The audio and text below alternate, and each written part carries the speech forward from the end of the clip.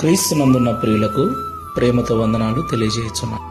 ఈరోజు దేవుడు మనకు చేస్తున్న వాగ్దానం ఏమిటనగా యెషయా గ్రంథము 66వ అధ్యాయము 2వ వచనం.